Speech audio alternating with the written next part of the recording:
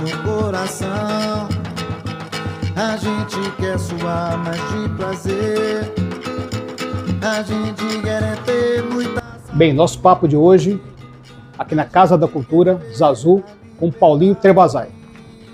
Então vamos agora para o nosso olhar. Felicidade.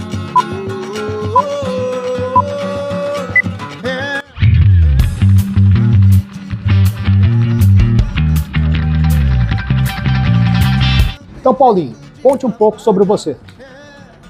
Olá, eu sou Paulinho Trebasai, sou um articulador cultural aqui da cidade de Guarulhos, trabalho com cultura há muitos anos, venho desenvolvendo nesse momento cultura popular, as atividades da cultura popular em diversos segmentos, e é um prazer estar aqui com vocês, para falar um pouquinho sobre isso, sobre a cultura da cidade, sobre a nossa cultura popular, que é muito importante, né, a gente ressignificar e manter, porque a cultura... Sim, as tradições, né? São as tradições.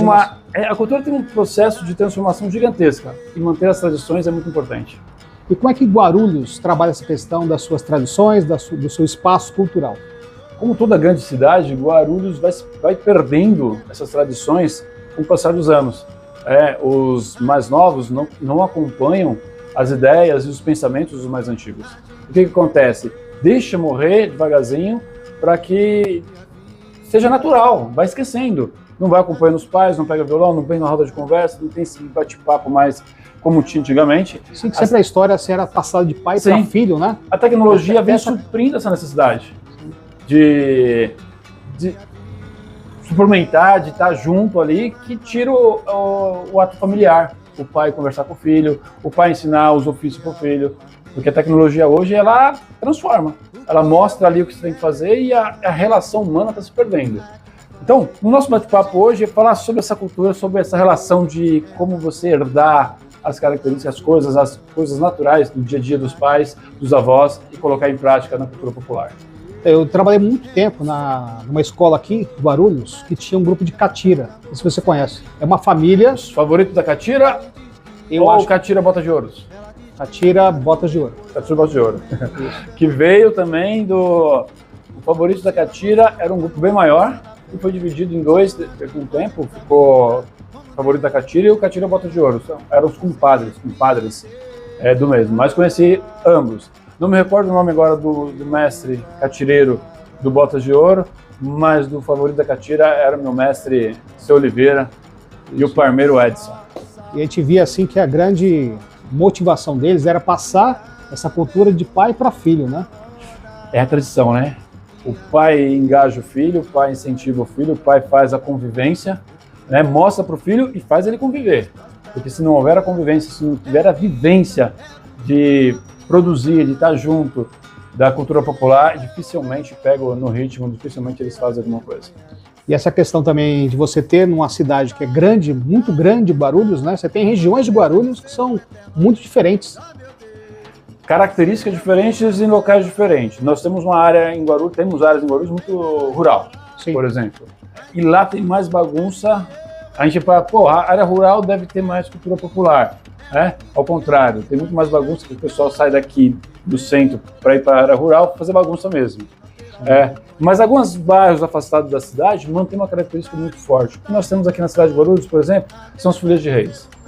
Nós tínhamos 3 Folia de Reis, Folia de Reis Estrela d'Alva, que é do mestre Ernestino, a Estrela Guia, que é do mestre Cirilo, finado do mestre Cirilo, que se foi e nos deixou, e a Mensageiro Santo Reis, que era do mestre Oliveira, e nesse momento o filho dele ainda não retomou as atividades, mas eu creio que logo, logo puxa a tradição, porque é um fazedor de cultura popular nato. Nesses bairros afastados, a gente consegue manter ainda essa tradição familiar, do pai passar para os filhos dar continuidade. A Estrela d'Alva, nesse domingo que vai vir, próximo dia 25, estará no Reverendo São Paulo, na Virada Cultural, às 14 horas no Vale do Agabaú, apresentando. Então é um ganho para a cidade, é um ganho para a gente manter essa tradição, fazer com que as pessoas se engajem e dar continuidade, né? Nós temos hoje 14 pessoas fazendo parte desse processo, a maioria são de idade, mas tem uma renovação muito grande, isso é muito bacana para a cidade. Então nós temos bastante cultura popular espalhada. Dos espaços em Guarulhos para a questão da cultura? Olha, Tem bastante espaço, tem alguns espaços. Essa Casa de Cultura, da Cultura Zazu, aqui no centro, nós temos a Casa do Lira, que está aqui do lado, nós temos pontos de cultura na cidade espalhados, né? Tem ponto de cultura, tem os espaços culturais da prefeitura, precisa potencializar, a gente precisa abrir, ampliar o leque para que todo mundo possa ter acesso, para que todo mundo possa chegar e fazer sua atividade. E não só isso, né? Para que nesses espaços seja de formação. Você vê aqui na Casa Zazu, por exemplo, de sexta-feira, cada 15 dias, eles fazem um encontro de música, de meditação, e depois eles produzem, no final, sobre aquilo que eles estavam estudando, conversando, e sai música, sai um sarau, sai um bate-papo gostoso. Esse é o intuito das casas de cultura, né? Poder potencializar as culturas que existem. Eu vejo assim, nas escolas você se perde muito essa questão da cultura, né? Geralmente é muito difícil nas escolas de Guarulhos você ter essa observação quanto à questão da importância da cultura da cidade. A escola está perdendo o seu perfil, a escola está perdendo o seu objetivo, que ela tem que fazer muitas coisas e a única coisa que não está conseguindo é educar, é ensinar, fazer um ensinamento das coisas. Uma escola que não é participativa, uma escola que não pertence ao bairro, uma escola que não conversa com os pais, que não conversa com quem está próximo, ela se torna só um elefante. As crianças vão lá para ser automatizadas e isso não funciona. O que imagino que pode ser na educação, né? Essa interação com a comunidade. É a escola, os pais, os tios, todo mundo está dentro da escola também. A escola pertence a todos, não só os alunos. Precisa ter essa aproximação, porque senão perde a referência. A escola, o aluno vai para aprender, não vai para ser educado. Educado é casa, é base familiar. Mas ele vai para a escola para aprender, só que esse aprendizado precisa estar conectado com a sociedade, com o poder público, com o seu bairro, com o seu território. Eles precisam reconhecer o seu espaço. E se não reconhecer, não tem como valorizar. E a gente está perdendo essa identidade. Então, quando você fala da valorização da escola, em trazer o compartilhamento, eles não estão compartilhando nem direitinho agora, por exemplo, o ensinar. Está muito difícil, porque é uma concorrência desleal, você sabia? Há uma concorrência com a internet, com os meios de tecnologia gigantesco. O aluno, quando chega, o professor pergunta qualquer coisa, ele pega no celular, ele responde, mas não porque ele quer saber, ele responde para afrontar o professor agora. Então está tudo na palma da mão. Ele não quer pagar o processo de aprender mais. Ele pode pesquisar. Então há uma inversão de valores superficial, né? Sim. Eu vejo assim, eu tive aula de fotografia, né? E o pessoal falava assim, você fotografa não com o seu equipamento, você fotografa com a sua cultura. Então, um grande fotógrafo, um grande artista, ele vai encenar, ele vai cantar, ele vai fotografar com a sua cultura. Quando você fala assim, a gente está perdendo essa cultura, você está perdendo essa questão do brilho das pessoas, muitas vezes. Você perde a identidade. Sim. A cultura é a identidade de um povo, é a identidade de uma pessoa, de uma família, é aquilo que eles carregam desde a base. O processo cultural é a convivência, é o aprendizado na prática, não é o teórico, é o na prática. E aí transforma isso no processo cultural. A gente tem a cultura latina, né? Essa questão latina a gente está perdendo também, essa questão... Olha, esse é um tema muito interessante que a gente acaba... Não sabe o que eu falo assim? Porque eu tenho muitos alunos que são bolivianos, paraguaios, venezuelanos. Então, mas aí... E eles trazem essa cultura, eles têm orgulho disso. Então, sim, mas a quem pertence? Porque quando você é imigrante, quando você está em outro país, você sente a necessidade de aprender as coisas novas e também de colocar em prática aquilo que você já tem de bagagem. A gente precisa entender de que maneira que a gente pode acolher os imigrantes, potencializar essa cultura e compartilhar e trocar essa experiência. O intercâmbio cultural é gigantesco. Uma vez, vou te contar uma história, nós fizemos aqui, durante 4 anos, Panamérica Utópica.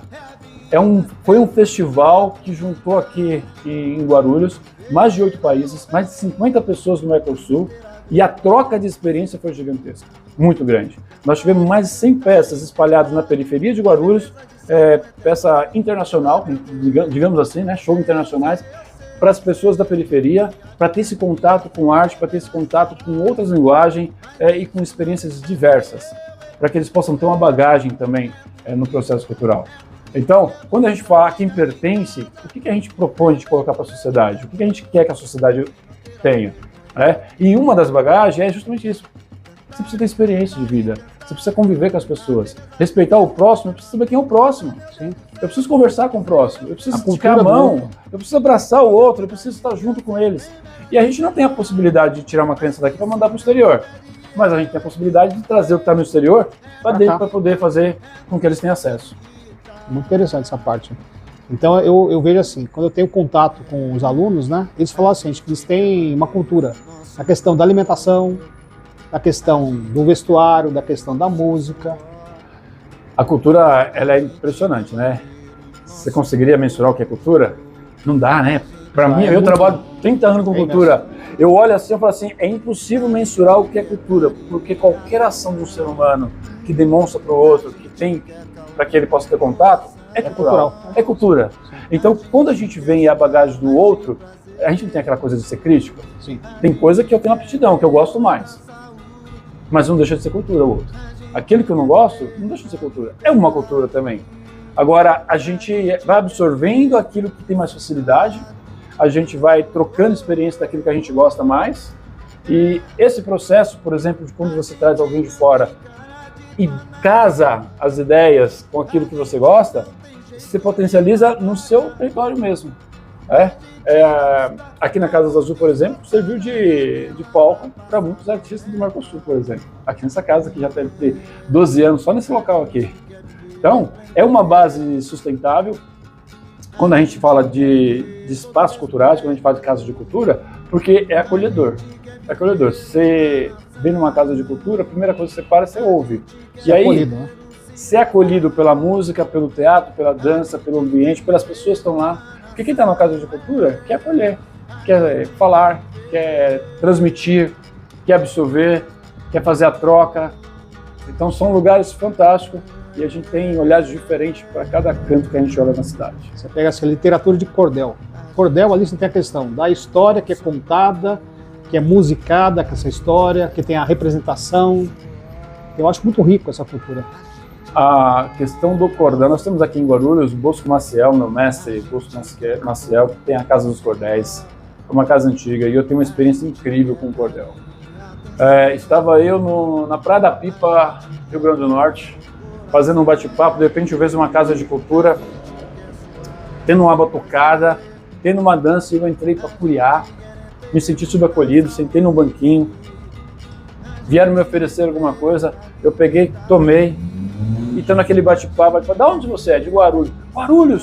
Guarulhos tem a Casa do Cordel. Você conhece o Bosco Maciel? E que orgulho. Você está lá no Nordeste, bem distante, e ele reconheceu um artista da cidade, um mestre, que fala justamente sobre o cordel. E ele faz arte com boneco, ele faz procissões, ele faz a procissão do fogaréu aqui em Guarulhos, que é fantástico. E esse mestre estará em Goiás, logo mais, representando num fórum, num debate, olha só, num debate de procissão do fogaréu em Goiás. Ele que se inspirou da fonte de lá, está sendo convidado para poder falar sobre o assunto lá. E é fantástico. E aqui na cidade de Guarulhos nós temos muito fazedores dos cordéis, repentista, violeiros. A cidade é potência grande nisso, viu? E a cidade é grande também, né? Então você tem muito artista em diversas áreas. É a riqueza do espaço, a riqueza da cidade, ela se calca muitas vezes na questão do reconhecimento. Eu vejo muito pouco reconhecimento. É uma transformação. O que você reconhece? Quem você reconhece? E eu quero aqui saudar meu mestre Bosco Maciel, quero saudar também os responsáveis pela Orquestra de Violeiros Coração da Viola aqui do dia 6, faz 46 anos. Reconheço vocês como cultura popular, meu mestre Ernestino. Você pode perceber? Isso vai ser reconhecido quando a gente reconhece. Sim. Reconhece os nossos mestres, tira o chapéu, respeita ele pelo próximo, reverencia a sua arte e o seu jeito de ser. Eu recebi uma mensagem do mestre falando assim: Paulinho, não importa onde é, se você falou, é porque você gosta da cultura, a gente está junto com você. Eu tenho total confiança, sabe por quê? Porque você conquistou. Então, nós vamos. Mas eu nem falei ainda, nós vamos. Não importa onde seja. Eles têm essas coisas de falar assim, se você se envolve com a cultura, se você produz a cultura, se você está junto com a cultura, nós estamos juntos. Porque é a forma de sobrevivência. Agora, precisamos reconhecer de outras formas também. Reconhecer o mestre que está junto conosco, reconhecer financeiramente, porque o mestre não paga luz e água e aluguel com aplausos, ele paga com dinheiro, e aí a gente precisa criar políticas públicas para que eles possam ter acesso ao fomento, né? E com isso poder sobreviver da sua arte, poder passar para outras gerações também aquilo que eles mais gostam de fazer. E como que você vê essa questão do fomento, a questão da cultura? Olha, houve uma transformação nesses dias, nesses anos, na cidade, com essas leis federais que vieram, com incentivos federais. Nós temos incentivos federais que ainda não é, por exemplo, federal e estadual, que não é optado por eles ainda. Eu vejo que houve uma transformação e a gente precisa agora fazer com que essa base se profissionalize para dar continuidade às suas áreas. Existe o governo federal hoje que mandou para cá, lá desde da gestão passada, recursos federais para a subsistência do artista. Agora parece que virou já um projeto de lei que vem anualmente. Isso faz com que a classe artística consiga se desenvolver. Porque crescer, ela está crescendo, mas desenvolver no sentido de captar mão de obra, transmissão, de poder subsistir fazendo a arte, contratar, preparar a produção, se aperfeiçoar naquilo que é importante em produção, em logística, em distribuição do seu material. Então, esses fomentos vêm para dar base. E com essa base, consegue aumentar um pouquinho mais. Eu creio que daqui uns 15, 20 anos vai ter bastante estudo dizendo como é que a cultura sobreviveu com essas leis que vieram para fortalecer. Eu vejo assim também, assim, não é só o artista, é o entorno dele ali todo, que você movimenta. Quando você tem um envolvimento financeiro, além do artista, o comércio, tudo é movimentado nesse sentido, né? Tem estudos que eu acho que foi, se eu não me engano, para a USP que fez, que cada R$1 investido, 1,63 volta para o setor, volta para a sociedade. O governo investe R$1 em cultura, cada R$1 que ele investe retorna para os cofres públicos 1,60. Você tem 60% aí de aumento daquilo que ele investiu. A gente precisa entender que cultura não é gasto, cultura é investimento. Na hora que você investe em cultura, há uma possibilidade maior de desenvolver. E cultura também ela é prevenção na educação, sim, porque uma criança que aprende a ter aula de violão, teatro, dança, capoeira, independente da arte que for, ela chega na sala de aula com uma concentração maior para estudar. Sim. Ela não gasta tanta energia. Hoje nós temos criança que não consegue ficar parado na cadeira. Está subindo nas paredes, a professora tentando fazer alguma coisa, louca, mexendo, e não consegue. Por quê? Porque muitas vezes ela não tem onde direcionar essa energia. Quando você coloca a criança na cultura, no fazer cultural, nas oficinas, no esporte, que ela tem essa energia para gastar, quando ela chega mais concentrada. Nessa concentração, ela consegue desenvolver mais no estudo. Agora vamos falar de segurança. Pô, quantas vidas a cultura não salva? Quantas vidas não desvia aquele indivíduo que está ocioso para fazer as coisas erradas e tá aí, você consegue tirar ele de lá, colocar na oficina, consegue colocar no teatro, na dança, e ele vai se envolvendo ali, e o tempo dele é aquilo. E quando pega gosto, não tem mais competição. Não tem decisão, eles ficam. Eu tenho uma menina na escola bem pequenininha, do 6º ano, né? Ela chegou lá da outra escola, né? Que saiu do 5º ano pro 6º ano. Bem tímida, né? Primeira semana, não queria ficar na escola, nada. Aí tem um dia que eu tava na minha sala ouvindo um pandeiro, né? Eu tô com pandeiro de onde, né? Era a menina no cantinho lá tocando pandeiro. Aí fui lá, ela pensou que ia dar bronca nela. Não, eu vou guardar o pandeiro, tô fazendo muito barulho. Eu disse, não, toca aí pra me ver. Como você toca? Aí começou a tocar. Aí chamei os professores lá da escola. Olha como ela toca bem aqui o pandeiro. A menina mudou. Na seguinte, ela já estava na escola, toda alegre para ir para a escola. Por quê? Alguém deu valor à arte dela. Alguém enxergou, alguém falou assim, ó, você faz parte desse contexto, não é porque você é diferente que você não faz parte. A escola não é só para isso, a escola é para agregar conhecimento em todas as áreas. A escola é fundamental para o desenvolvimento da criança. Mas o que você está proporcionando para a criança? É o automatismo? Ou é o poder de conhecimento, de poder conhecer as coisas, de poder compartilhar, de poder mostrar, né? De se expressar. Fala de educação é muito complicado porque a gente tem que ser especialista, a gente não é, a gente só fala do achismo, né? A gente lê bastante coisa, mas aí tem que citar da onde veio, de que maneira que veio, mas é transformador a relação da cultura com a educação, da cultura com a segurança, da cultura com a saúde, principalmente mental, sabe? Você pode ver que a maioria dos cursos que tem para terceira idade são pessoas que vão para relaxar, que vão para fazer as coisas, para se conectar consigo mesmo, para fugir do estresse. Para fugir da depressão, para fugir dessa ansiedade. Essa ansiedade que eu falo, a questão da arte, ela consegue diminuir essa ansiedade das pessoas. Eu acho que ela consegue trazer a pessoa para o eixo. Sim. Porque ela vai se ela é ansiosa, ela vai continuar sendo ansiosa, mas é naquele momento que ela está focada no exercício, focada nas artes, ela consegue se conectar consigo mesma. Sim. Porque a arte tem essa magia, tem esse poder gigantesco. Isso é cultura. E que não dá para misturar, tá? Sim. Se a gente for misturar o que é cultura, tem muito, mas tem muita coisa para poder falar sobre isso. Eu não me arriscaria, mas eu sei que é fundamental para o desenvolvimento, eu vi o Cobra, aquele grafiteiro, né? Cobra? Um artista. Ele falou assim, na casa dele era tudo pintado, né? Ele pintava as paredes, lá os pais brigavam que a parede ficar pintada. Assim, mas aquela hora que eu estava pintando a parede da minha casa, que era a hora que eu era inteiro ali, estava inteiro. E você sabe que o Cobra não só pintou a parede da casa dele, né? Ele resolveu pintar o mundo. Sim. O Cobra espalhou essa arte brasileira em todos os lugares, está nos maiores prédios, nos maiores arranha-céu. Ele tem a arte dele espalhada no mundo inteiro. Eu tenho o privilégio de estar acompanhando o trabalho dele, vi ele fazendo um mural em São Paulo, e é surreal. Ele foi o que salvou a vida dele. A genialidade é gigantesca. É gigantesca. Cada painel que ele faz, cada fachada que ele envolve é um quadro, né? Sim. É um quadro. É uma arte, é referência, né, para muitos, né? É aquela questão, tinha sempre assim, a arte dentro de espaços fechados, né? Sim. Essa arte sai para o espaço aberto. Sabe que não é só a arte, né? Quando a gente resolve fazer com que as coisas saiam dessa coisa que está tão estagnada, por exemplo, vamos falar da matemática. Quando a gente tira a matemática da sala de aula, coloca nos outros do canto, tudo é matemática, as pessoas estão ver. Tudo é arte, dependendo do seu olhar. Sim. Você decide, você escolhe o que é arte ou não.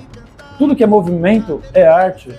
Então tem coisas que são prazerosas de falar, prazerosas de comentar. Até a questão da culinária também é uma arte também que você consegue ali. Sou suspeito de falar, aqui eu tenho que falar que eu convidei uma amiga minha para vir no meu aniversário comer, aí eu fiz uma galinhada, ela não veio. Não vou citar nomes, né, Renato? Para que ninguém possa saber, mas a arte de fazer é justamente isso. Existem tradições sobre isso. Existem pessoas que fazem por devoção. Eu aprendi a fazer galinhada, por exemplo, por devoção de um cara que estava fazendo e eu só observava, eu nunca cozinhei. Um dia ele faltou, o material estava todo lá e eu tive que fazer galinhada para 300 pessoas. 6 tachos. Porque ele não pôde estar. Ele passou mal durante o processo e não pôde estar. E eu, só de observar, eu falei assim, eu acho que eu sou capaz, porque eu tinha observado bastante. E a gente foi tentar fazer e fizemos. É lógico, tem uns segredos, né, gente? Esqueci o sal. Aí alguém vem lá com mais experiência de todos os anos. Pode ficar tranquilo. Ficou ótimo, mas tá sem sal, né? Aí bota a água lá, mexe, tem uma experiência gigantesca, mexe, liga o fogo, joga, vai chegar. O linguajar que eles usam para dizer assim, vai dar bom, são maravilhosos. Quando ela falou assim, vai chegar aonde? E aí de repente ela apagou o fogo, cobriu, não pode deixar que chega. Olha o termo. E quando a gente foi ver, tava lá salgadinho, tava do jeito que precisava estar, prontinho para servir. E nesse dia a gente serviu, estamos falando da culinária simples, tá? Isso aí é só assim, só consigo fazer isso também para muita gente. A galinhada. Servimos 300 galinhadas para a galera que estava na festa. E deu super bom. É só um pedacinho da gastronomia. Sim. Nós temos aqui representante, por exemplo, hoje no Réveillon de São Paulo, que ele faz polenta mole, que ele faz a pururuca caseira, sabe? Você coloca ali, já sai a pururuca, você come e fala assim, é outro sabor. Faz o feijão tropeiro, faz a galinhada e representa a nossa cidade em outros lugares, em outras cidades. Representa no estado de São Paulo. Uma maestria gigantesca. E é tudo barulhense. Barulhos é bom demais, rapaz. Sim. Você vai ali, você já tropeça em alguma coisa para comer, para curtir, para ouvir. Então, É bom demais ser guarulhense, viu? Vou dizer pra tu, é bom demais. É bom demais. Você falou assim da questão da matemática, né? Das artes, né? E eu sou matemático. Matemática. Eu fugi no 7º semestre. Então, assim, mas tudo tem uma arte, né? Sim. Eu falava assim, ó, a matemática parece fria, mas ela tem uma arte dentro dela. De te convencer, de te transformar. E é muito bonita essa questão das ciências, aliás, a questão da arte. Porque muitas vezes o artista, ele era um cientista. O Da Vinci era um grande artista, ele era um cientista. É uma colocação pertinente que vem de muitos anos, vem de décadas, de séculos, de milênios, essa relação de trazer a arte junto com o desenvolvimento. A arte, ela vem sendo base de tudo. O cara, quando vai fazer uma pesquisa, muitas vezes, como você acabou de comentar, ele tinha sua formação nas artes, ele fazia suas artes, mas ele era pesquisador. Ele era de uma alta área de tecnologia que ele trazia para dentro de si os conhecimentos que precisava. Eu estava vendo um desenho, se eu não me engano, era do Papo Donald, que ele vai falar sobre a música. E aí ele vai dizendo, ó, isso é compasso, isso é música. Um quarto, e ele vai mostrando o oitavo. É o Donald do mundo da matemática. Como é que é? Donald do mundo da matemática. Falando de música. Sim. Falando de música. Hoje eu falo de matemática na música. Vai lá nos Você gregos. percebeu como que é a transformação? E as crianças, as pessoas não estão preparadas para isso. As pessoas não estão nem preparadas para ensinar de matemática direito. Como é que as pessoas ensinam a noção de contagem? Outro dia na sala de aula eu pedi para um aluno pegar o número 1. Se mataram, todo mundo caçando o número 1, tentando ajustar. Você consegue pegar o número 1? A gente não consegue pegar. Porque a noção de contagem, ele não existe, ele está no campo imaginário. E o que está no campo imaginário é utilizado, mas você não consegue, não é palpável, é uma ideia. E a criança tem que aprender isso desde o começo. Senão ela vai achar que um dedo é o número 1 e não é. Vai achar que uma maçã é o número 1 e não é. Então a criança acaba por aprender de uma forma, não digamos errado, mas equivocada. Quando chega lá para poder descobrir o que é o xizinho, o que é a incógnita dentro de uma equação, ela se embanana toda. Aí ela vai reclamar de quem inventou. Mas onde é que Porque não está qual o valor do preparado. X? Onde está o X? O X está aqui. O que é o X? O X é qualquer coisa, é tudo sim. ou é nada. Tudo é nada. Né? Pode ser tudo, mas desde pequeno, quando a criança começa o desenvolvimento do conhecimento da matemática, por exemplo, ela tem que ser introduzida a isso. Ela tem que dizer a verdade para a criança. A criança, não subestime ela é capaz de entender. Ela é capaz de fazer cálculos maravilhosos, mas a gente acha que não. A gente vai falar que 1 mais 1 é 2, sendo que o 2 pode ser obtido de diversas formas. Pode ser muito, pode ser pouco. Pode ser muito, pode ser pouco. Sim. Ué, você fazer Pode ser 6 nada. menos 4 é quanto? Pode ser nada também. Não é? 6 menos 4 não é 2? Mais 1 não é 2? Então tem diversas formas que a gente pode fazer com que a criança desenvolva o seu raciocínio. Né? A música é uma delas. A música traz com que a criança venha para o centro, ela tem percepções sensoriais, principalmente, percepções cognitivas diferentes, quando ela tem relação com as artes, com as músicas, com tudo. Então, eu gostava muito de misturar, tá? Só que eu fugi, gente. Eu fugi da faculdade no penúltimo semestre, deixei pra lá. Vou voltar, tá? Um dia. Vou voltar porque eu acho que a relação das artes com a matemática é fundamental e a gente vai ajudar muita gente ainda a ter nesse contexto. É esse processo de construção da cultura, eu vejo assim, depende de muita coisa, a questão da cultura. Da construção da cultura de alguém. Que você pode, muitas vezes, ter dentro da pessoa diferentes culturas. Sim. Vamos viajar no pensamento? São as culturas dos seus antepassados, as culturas do seu cotidiano. Isso é cultura quando você tem a percepção que é cultura. Quando você quer que seja cultura. Fecha os olhos, você não vê mais nada. Pode ser que seja cultura. Sim. O que você decide, o que você compartilha, o que você faz, a ação que você faz, vai ser a cultura para você. Está no seu eu a cultura. O que ele vai fazer para você, você precisa aceitar como cultura. Porque você pode gostar ou não, mas vai ser cultura. Toda ação do ser humano vira cultura. Quando você fala assim, a cultura está em... Vamos supor que a cultura está em todo lugar. Todo lugar. Essa arte aqui, ó, simples, né? Sim. Artesão, pode ser um artesão, pode ser um artesanato, Sim. é cultura. Eu peguei um exemplo simples, mas a gente no nosso dia a dia tem tantas coisas que a gente passa automático, que a gente sabe, sem saber o que realmente é, a gente não quer compartilhar, a gente não quer dividir, né? Porque a gente não está conectada. Essa colcha ela tem as histórias. Sim. Não são só as cores ali. As histórias... Passamos só pelo objeto. Sim. A gente não contou a história dela, né? A gente não contou o trato que ela está aqui, por que ela está aqui, de que maneira que está aqui. É tudo um processo cultural para chegar até aqui. Alguém gostou, alguém transformou. Né? Nada se cria, tudo se transforma. Isso. Alguém transformou. E a arte de transformar é o quê? Você consegue me dizer o que é a arte de transformar? Tudo que a gente transforma? É a própria cultura. Eu acho que é humanizar também. É a própria cultura. Humanizar é coisa cultural. que se retroalimenta. Quando eu olho para o indivíduo, eu olho para a pessoa e eu enxergo a pessoa como o meu semelhante, eu estou fazendo o quê? Eu estou fazendo esse exercício. Sim. Quando eu demonstro para ela, porque a demonstração que a gente quer nesse sentido é compartilhar aquilo que a gente sente, que a gente está enxergando, que a gente quer demonstrar, é tudo cultura. Agora, é difícil misturar, é difícil falar, é difícil assumir o que é cultura para a gente mesmo. Como é que a gente consegue colocar isso?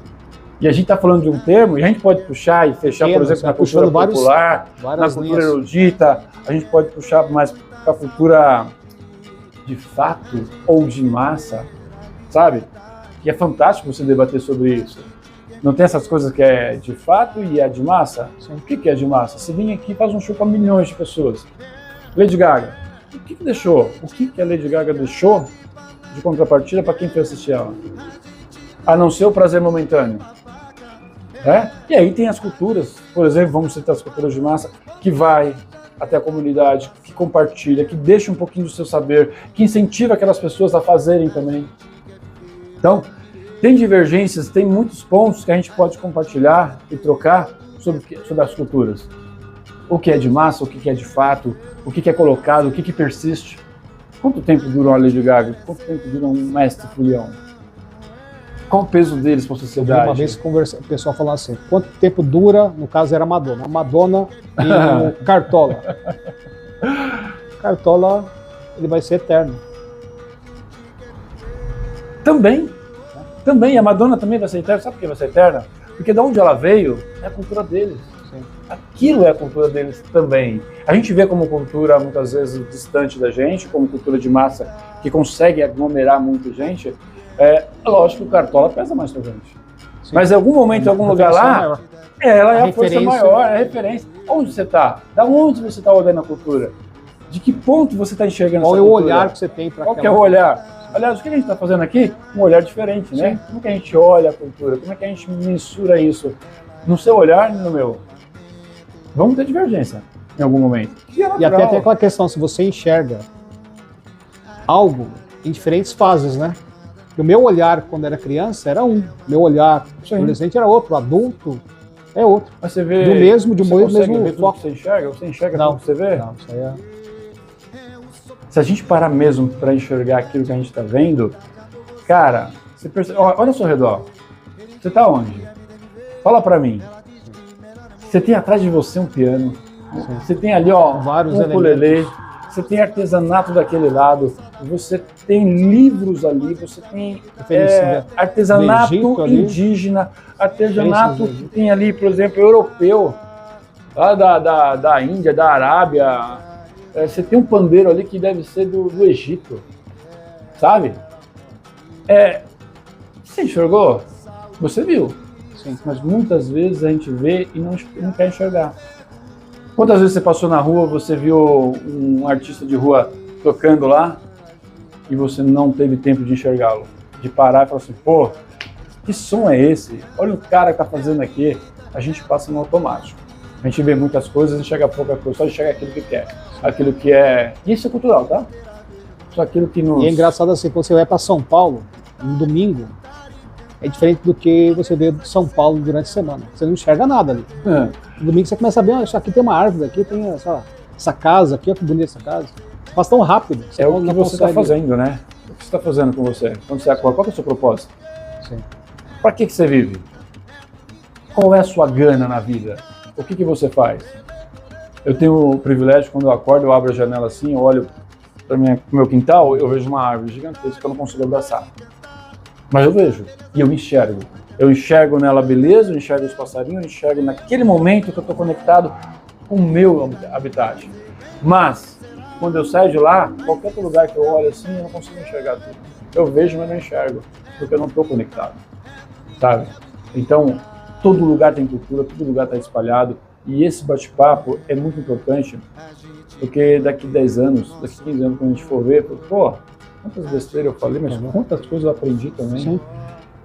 Para quem era leigo, ou me sinto um leigo na cultura, apesar de trabalhar muito tempo, tudo se transforma e a gente vai aprendendo cada dia, cada dia a gente aprende mais. O tempo vai se construindo essa questão. Vai construindo, você vai tendo uma bagagem, uma experiência, você consegue hoje, por exemplo, sentar e conversar durante algum tempo e a pessoa não sair do seu lado ali, com interesse em ouvir, porque você tem uma bagagem para contar. A contação de história, já pegou? As contações de história das vovós lá antigamente? Sentava na comunheira de casa para contar histórias arropilantes. Já pegou isso? Sim. Já sentou na comunheira de casa lá e ficou com medo porque ia contar de fantasma, vai contar dos poços de ouro que era enterrado no pé da casa ou no pé das árvores? É muita coisa para se compartilhar nessa vida. Porque as casas sempre tinha aquela... À noite, eu sempre colocava as cadeiras para fora e começava o pessoal ali contar a luz da lua, né? Hoje todo mundo é no sofá. Fechado ali nos seus espaços. Mostra rapidinho ali, ó. É todo mundo no sofá, ó, no celular. Sim. Sério? E não é uma crítica, não. É uma constatação. Não tem mais. Se eu perguntar, qual foi a última vez que eu sentei com meu filho, com a minha filha, com a minha mãe, com meu pai, com alguém, para contar alguma coisa? Que seja mentira, que seja verdade, que seja ficção, que seja algo imaginário, a gente está perdendo a capacidade de se relacionar com as pessoas. Isso é ruim, a gente se relaciona muito bem com o celular, porque no celular eu sou power. Tudo funciona. Eu sou super-homem. No celular eu sou o cara. Por quê? Ninguém me vê, ninguém me questiona. Se me questionar, eu respondo se eu quiser. Ninguém me agride diretamente, vai agredir, eu apago, eu bloqueio ele. Então, a gente troca. Agora, lembra quando você era pequeno? Pequeno você ainda é, né? Mas você lembra quando você era mais novo? Que você tinha divergência? Sim. E se pegava ali, e saía rolando, muitas vezes saía briga e tinha que separar. Essa relação, hoje, não tem mais por discordância, tem por ódio.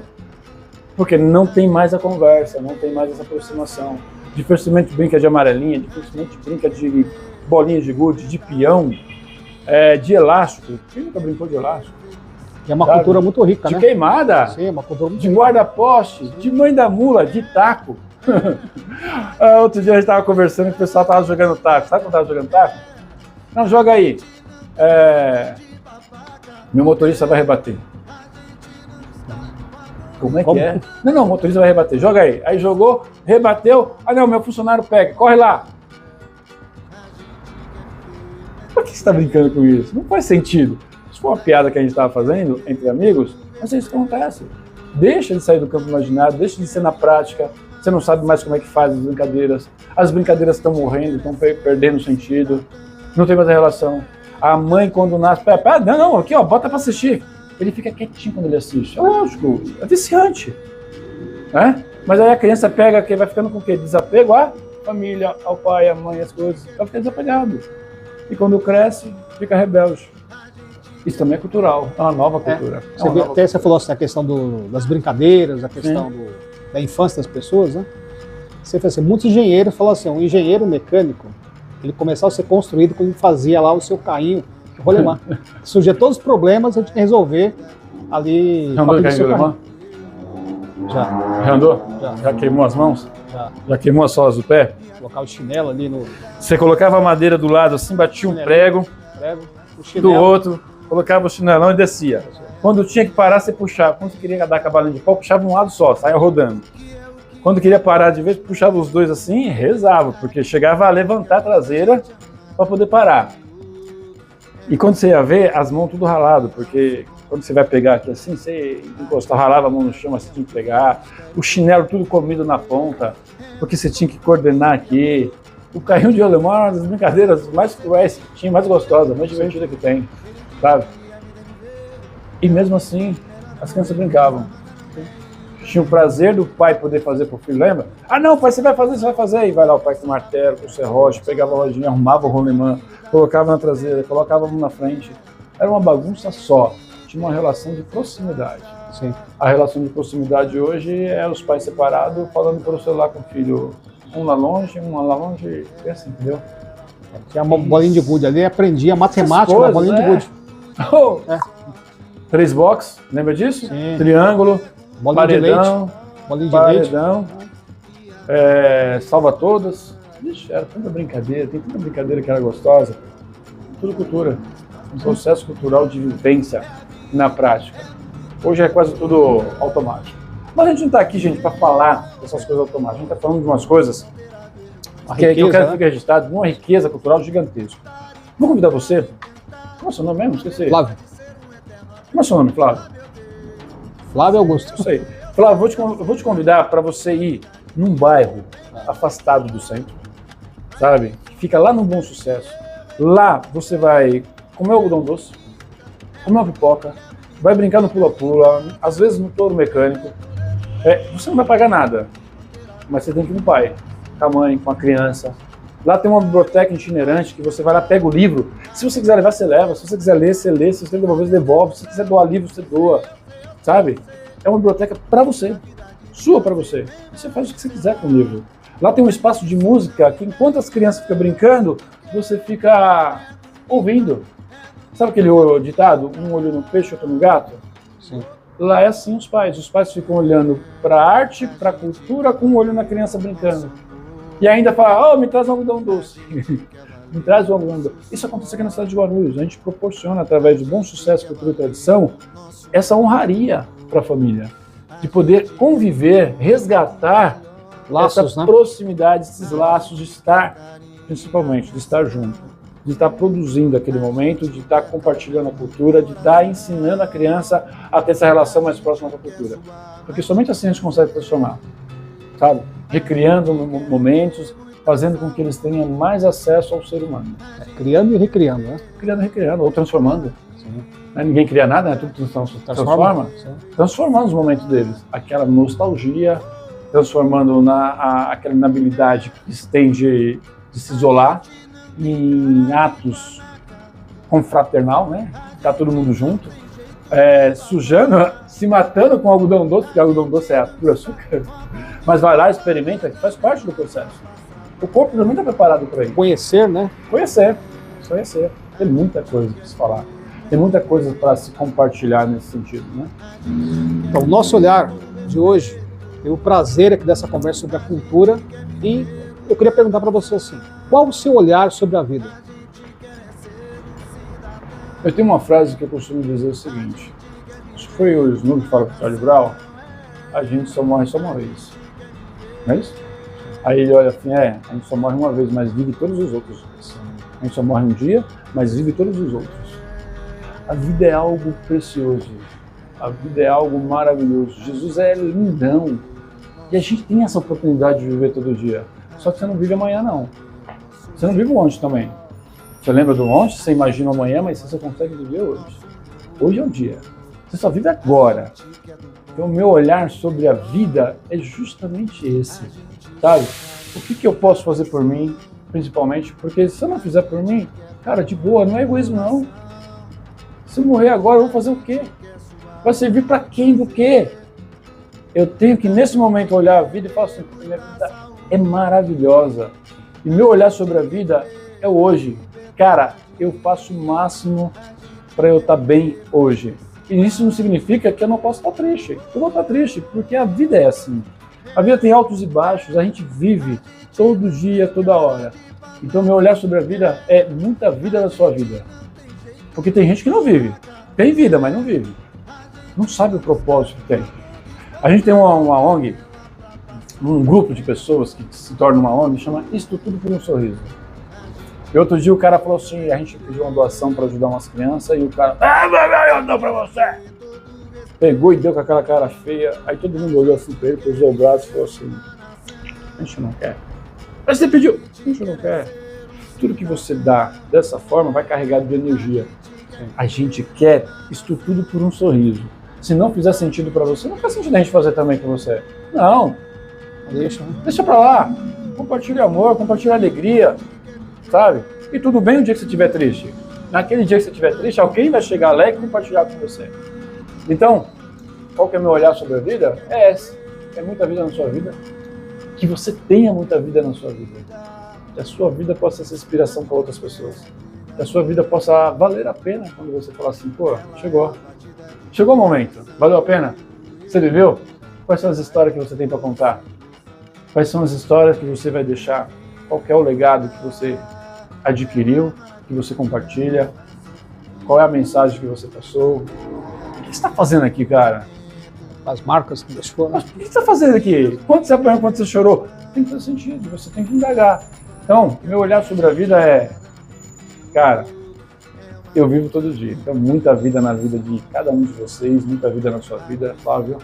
Muita vida na vida de vocês que estão aí. Precisa fazer sentido todo dia. Levante, compartilha, sempre o melhor. E tudo bem se não for o seu melhor aquele dia, mas você vai ficar bem. Todo mundo fica, todo mundo tem altos e baixos. Mas tenha isso. Tenha vontade de viver, tenha vontade de compartilhar a vida, tenha vontade de estar presente na vida dos outros. É isso. Meu olhar sobre a vida é muita vida na minha vida. Eu só quero agradecer o Paulinho aqui por essa aula de entender a vida. Eu sei lá, essa é aula, mas eu estou vivendo hoje. Ó, e vou viver somente hoje, porque amanhã não consigo. Amanhã vai ser hoje. Se faz sentido para você, se você está passando em algum momento em que você precisa de ajuda, cara, não hesite em procurar ajuda. Peça ajuda. Cara, vai lá de boa. Tem dificuldade de entender alguma coisa? Pô, quando eu entendo matemática, eu não dava pro professor. Quando eu respondia nos livros, mas procure sempre ajuda, porque a gente não consegue fazer nada. Nada nessa vida é feito sozinho, é tudo feito em comunidade. Peça ajuda para viver, peça ajuda para sorrir, para chorar, principalmente para chorar. Peça ajuda. Quando mas você pede ajuda, vida. você torna o outro importante. Sempre. E você também, né? Sim. Porque quando você pede ajuda, você vai ajudar e você ajuda, vai receber uma troca. Sim. E aquilo vai alimentando o sentido da vida.